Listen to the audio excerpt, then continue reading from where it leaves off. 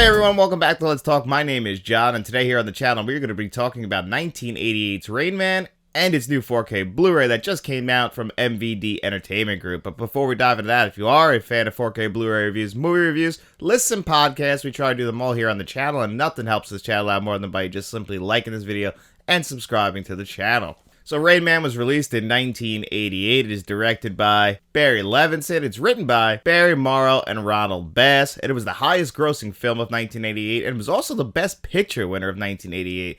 That doesn't happen anymore. And this film stars Tom Cruise and Dustin Hoffman. Dustin Hoffman actually won the Best Actor for this film. Barry Levinson won Best Director. So this movie is a very famous, very acclaimed, and a very popular film. It's probably one of Tom Cruise's most popular films. And I actually believe that this is one of Tom Cruise's best performed films. You know, with the Tom Cruise we know nowadays, it's not the same Tom Cruise that is in Rain Man. This is Tom Cruise, the actor. This really showed that Tom Cruise can act. Even though that Dustin Hoffman won the Best Actor for this, I actually believe that Tom Cruise's performance is better in this movie because unlike Dustin Hoffman's character, Tom Cruise's character has an arc in this movie because at the very beginning of this movie, we find out that Tom Cruise, he's this selfish, young, 80s yuppie who only gives a shit about himself. Am I using you, Raymond? Yeah. Shut up! He is answering a question from a half hour ago! And for good reason. As we find out, him and his father have a very hard relationship, a relationship where he basically disowned him, just mistreated him as a kid, didn't even try to understand him, and even in death, he's still trying to get one over on his son. Doesn't leave him anything. He leaves him the car and the rose bushes. He definitely gets the rose bushes. But he didn't get the rose bushes. I got the rose bushes. I definitely got the rose bushes. So we don't have to worry about that. But the $3 million estate, that is going to his brother, Raymond, who he just found out is his brother. He had no idea that this guy even existed. Although we do find out that there were little hints in there that he existed from Tom Cruise's young childhood memory that he kind of buried down deep like a lot of his childhood. He doesn't remember a lot of what happened with him, and because he had a very dark childhood. His mother passed away at a very young age. This cold relationship with his father that he never even got to rekindle, so he's passed away, and now he finds out that he has a brother. His brother's getting all the money. He himself is in a lot of money trouble because of the business that he runs. He basically is just flying off the seat of his pants, trying to get any deal done he possibly can. He runs this small business, but right now it's about to fail, so he could really use that money, and because he's a selfish person and doesn't care about anyone in the world but himself, and that includes his girlfriend, who's played amazingly in this movie by Ballerina Galino, who only pops up in the first and third act, but for her little performance, she is magnetic, and she's also one of the most beautiful women you'll ever see on screen. And so she turns out a nice little performance in here as well, but it's really Tom Cruise and Dustin Hoffman's movie. So Tom Cruise decides, well, technically he doesn't kidnap Dustin Hoffman, but Dustin Hoffman has autism, so he really needs to be under care 24/7 because he has these little quirks and quips about him that he has to follow a routine, a schedule, or he becomes overwhelmed and he gets really anxious. And when he does get anxious, he starts to recite Who's on First, which is a little running, I wouldn't say a gag, but a little running thing throughout the movie that leads up to them, you know, watching the VHS tape, you know, and that kind of helps the bonding of Tom Cruise and Dustin Hoffman's characters, because at the very beginning, he only kidnaps or basically just takes Rain Man with him out of this comfortable home of his and brings him with him on the road basically to hold him hostage for $1.5 million so he can get his half of the inheritance that he believes he was entitled to, or his birthright. As the movie is progressing, Tom Cruise starts to grow attached to his brother, and we start to realize that really what Tom Cruise is missing is that family connection that he never had throughout his entire life. He's always felt like he's had to defend himself, take care of himself, and no one even bothered to tell him that he had a brother. And he feels like, you know, that was selfish of them. Like maybe he would have been a different person. Maybe he would have been a warmer person, somebody who could be better with human connection, had somebody just like let him know that he had a brother and stop trying to keep him in the dark about things. So it kind of progresses from the character that Tom Cruise is playing, from this very selfish person to somebody who does care about other people. And that's really the arc of the entire movie. We get some great scenes in there, including the one, my personal favorite scene, is the two of them just dancing together in the hotel room in Vegas, where, you know, Tom Cruise shows that he still cares about Raymond. He puts his bed by the window like he likes it. You know, so even though Tom Cruise is this selfish person throughout this movie, he still does try and cater to all of his brother Raymond's needs, which shows that at the very deep down inside of him, he did have a heart. And then at the very end of this movie, as we lead up to it, I'm not going to spoil anything, but we do get to see that Tom Cruise at the very end of the day did learn his lesson. He does learn to become a better person, somebody who does care about other people now, whereas Raymond, the whole thing is, he's an autistic person. He is not going to change. He can't change. So it's about really Tom Cruise's character learning to accept Dustin Hoffman's character, accept him for who he is, and love him for who he is, because he's not going to change. So Dustin Hoffman's character doesn't get the arc in this movie, but Tom Cruise does, and I think he performs it perfectly, and I do think that this is one of his best performed roles. It's just we don't get this Tom Cruise anymore. I don't think we're going to get the actor Tom Cruise, Jerry Maguire Tom Cruise, Rain Man Tom Cruise. I don't think we're going to get that anymore. And it is unfortunate because, yes, this guy has never won an Academy Award. You could argue, and I think there can be an argument made he should have won for this movie, but I think that ship has passed. But Tom Cruise is still, I'm sure, not worried about that. He's worried about saving the movies and risking his life for all of us, so I don't think he's worried about that. But it is really nice to see him do a role like this again. So at least even though just to go back and check out what really was one of his best roles. And as far as it goes, Rain Man is still a great movie, a great Hans Zimmer score in here. It's well shot. It's a really good, entertaining movie as well, even though it's dealing with some very serious subject matter. It's still a really fun movie, one that has been spoofed and satired in so many movies, like the movie The Hangover, obviously, but it's still one that you should check out. If you haven't seen yet, I can highly recommend you checking out Rain Man. But we're also here today to talk about its 4K Blu Ray.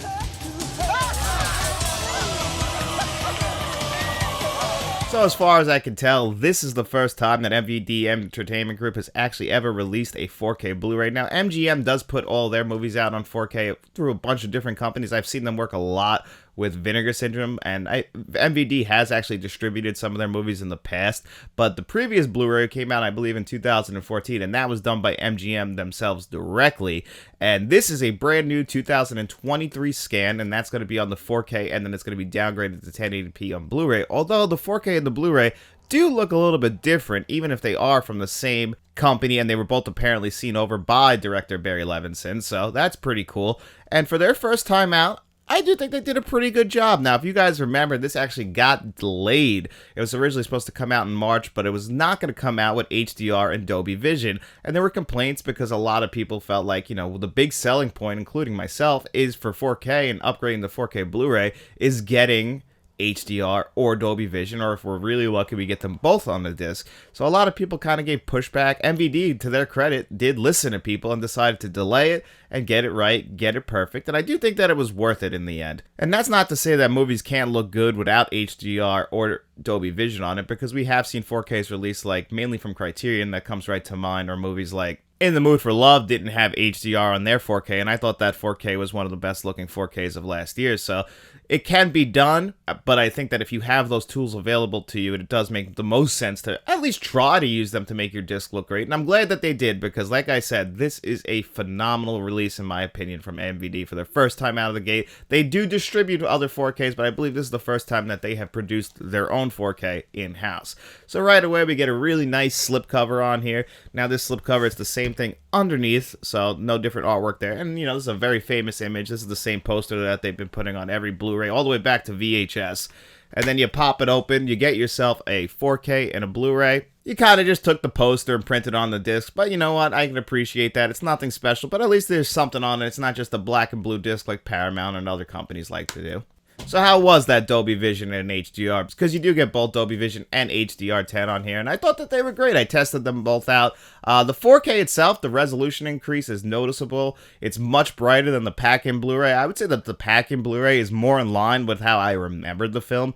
The film itself used to be a little bit darker. It used to be a little bit yellower, a little bit warmer. That's how I always remembered the movie, whereas this 4K, it's a much more cooler and brighter film now, and that's the HDR, I think, or the Dolby Vision doing its job. And I do think it was kind of like putting a nice new coat of paint on just an older car, a car that was still great, but you just kind of wanted, you know what, it's getting a little old, it's getting a little dirty, it's time for us to shine it up, put some new paint on it, wax it up, and send it out there, just so people can look at it again and remember how good it really was back in the day. And that's really what they did, because it doesn't look like how I remembered, but it still is the same film that I remember, and it still looked really good. I appreciated the 4K, I appreciated the Dolby Vision. Like I said, it's a little bit cooler than how I remembered, a little bit brighter than how I remembered, but I think I definitely prefer this 4K now over the previous editions of this film that I have seen. The colors are deep, the contrast ratio is perfect. Now, it is not the best looking 4K that I have ever seen in my life. It still had some grain at points. Some scenes did look better than others. It's not 100% perfect 4K, but it's a really solid 4K. It is the definitive edition, in my opinion, of Rayman. Some people might feel like they made too many changes to the color timing and it might not be their favorite. I personally like the changes that were made on this. I think that they actually do help to enhance the film. And if you're not a fan of it, because this Blu-ray is packed in here, and you can buy that Blu-ray separately if you want to watch it how I believe that it is remembered most. You can watch that Blu-ray. It's a really decent Blu-ray. It's a little bit blurrier compared to the 4K, and that's to be expected with the 4K resolution increase. But if you're one of those people that's a purist about trying to remember how the film was, and you might not be too comfortable or too happy with the changes, you do get that Blu-ray in here, but I prefer the 4K in my opinion. Now, as far as audio tracks go, there is actually a bunch of different choices as far as languages when it comes to the audio tracks, but they are all DTS tracks, and they're all previously released tracks from what I can tell when I was looking at the audio tracks from the previous Blu-ray, and now on the 4K, they were all listed exactly the same, so it's a DTS HD 5.1, and it's a pretty decent track. I have no issues with it. You know, this is a dialogue-heavy movie, but whenever the Hans Zimmer score kicks in, which I really enjoy the Hans Zimmer score. I love what Hans Zimmer was doing in the 80s and 90s. I know that he has said that he wasn't as big of a fan as like what he's doing now. He's more specifically referring to another Tom Cruise movie, Days of Thunder, which I love the score to that movie. But in this movie, it has that like epic sounding score that makes scenes feel bigger than they are. Like they'll play the score over like just scenes of them driving. And, you know, those are just nothing scenes, but the Hans Zimmer score helps to enhance those scenes. And I think that this audio track does a good job illustrating that to us, so I do feel like the audio track on here is pretty damn decent. You know, you don't have to worry about it. You set the volume at whatever you're going to set it at, and you don't have to think about it for the rest of the film. And there's also a few audio commentary tracks on here as well, which are both on the Blu-ray and the 4K. When you select the audio file that you want to use, that's the ones that you would pick. Now, as far as the other extras, now the original theatrical trailer is on the 4K. Now, that's it as far as extras on your 4K. The rest are on the Blu-ray, and those are all previously released extras too, and there isn't much of them, but there are a couple featurettes. One is looking back, and one is actually looking back at what this film did for autism, which was really cool. I think they came out with the 2003 DVD because they were talking about the movie's 15th anniversary. So I think that's when that's when those extras originally came out. But they did look like that they kind of went over them, rescanned them, and tried to actually make them look like Blu-ray quality, where usually for old featurettes that were ripped off a DVD, usually they come out looking like they were ripped off a DVD, so they're all pixelated and blurry, where you didn't have that problem with these extras. I don't know if they did anything to make them look better, but it actually looked like they did, and if they did, I really do appreciate that as well. I just would have liked more extras. I didn't feel like there was enough on here. Between those two featurettes, there's one deleted scene, and again, the trailer, and that is it. So it's a little bit disappointing as far as extras go. Overall, I'm very happy with my purchase of the Rain Man 4K. I'm glad that they delayed it because I really do think that it came out very well. I don't think they missed at all. You know, there are some things I would have liked them to make a little bit better, but if this is their first 4K release that they have produced themselves, I think they did a really great job. You get really solid packaging. The 4K itself is beautiful. It's not perfect, but it's beautiful. It's definitely the definitive edition of the film in my opinion, and they gave us a downgraded version of that on Blu-ray, and it looks more in line with the previous release of Rain Man, so I think that people will be happy with that if they're a film purist. And also the audio track is pretty good. You get some commentary tracks, you get some extras. So overall, how would I rate this Rain Man 4K from MVD? I would give it a really solid 8 out of 10. I think if you can get this for under $30, it's definitely worth it. If you can get it even lower than that, I think it would be a steal. So I can definitely recommend you grabbing this, especially if you are a fan of Rain Man. But as you guys know, it's Monday, and that means we have to do our digital code giveaway. And it just happened to be that we're talking about Tom Cruise right now, and I asked you guys in Friday's video, what was your favorite Tom Cruise movie, and what was your favorite action franchise of all time? And we got a lot of great answers on there. Mission Impossible was popping up a lot, so was Tom Cruise in Tropic Thunder. Even in that small role, he made quite an impression. Had a lot for Vanilla Sky, had a lot for Top Gun Maverick. I was surprised we didn't see any for Days of Thunder, which, you know, would have really meant a lot to me. A lot for Minority Report, which is a 4K we've all been waiting for a very long time, and we've gotten a lot of Tom Cruise movies on 4K, especially a lot of Tom Cruise movies that he did with Steven Spielberg. We have War of the Worlds on 4K, but we don't have Minority Report. I think most people, although I have to be honest, a lot of people did pick War of the Worlds, which again, that was speaking right to my heart, because that movie kind of seemed at the time to come and go, and I'm glad that a lot of people did appreciate that movie. So War of the Worlds is definitely an underrated Tom Cruise movie. And as far as action franchises, Mission Impossible, the Bourne franchise was popping up a lot. I saw James Bond and the Daniel Craig movies pop up twice, so that was pretty cool. And if you guys did answer one of those questions in the comment section below on Friday, your name was put on a magic wheel. I spun that magic wheel, and the two names that it landed on, those people have their choice of the digital codes that you've seen on your screen before you today. So without further ado, let's spin this magic wheel and see who our two lucky winners are. First wheel spin coming up.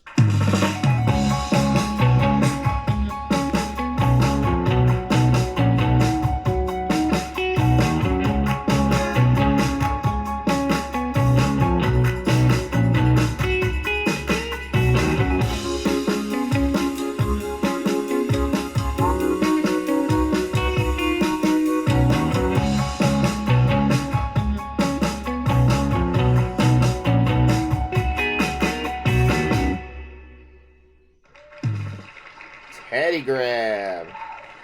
All right, Teddy, we're going to remove you. Spin again.